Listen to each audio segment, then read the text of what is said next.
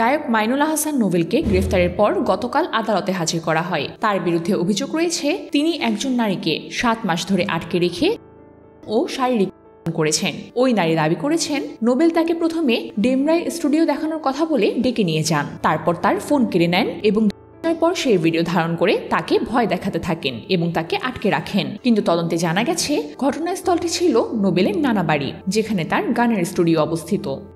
Video সামাজিক যোগাযোগ মাধ্যমে ছড়িয়ে দেওয়ার পর ভুক্তভোগীর পরিবার 999-এ ফোন করে তাকে উদ্ধার করে। নোবেলের দাবি ভুক্তভোগী নারী তার স্ত্রী এবং সে এখন অন্তঃসত্ত্বা। তবে আদালতে এখন পর্যন্ত কোনো বৈধ কাবিননামা জমা দিতে পারেননি তার আইনজীবীরা। রাষ্ট্রপক্ষ বলছেন কেবল স্ত্রী বলাটাই যথেষ্ট নয়, বিয়ের বৈধ কাগজপত্র প্রমাণ হিসাবে দরকার। আদালত উভয় পক্ষের বক্তব্য শুনে নোবেলের জামিন আবেদন নামঞ্জুর করে তাকে কারাগারে পাঠানোর জন্য নির্দেশ দিয়েছেন।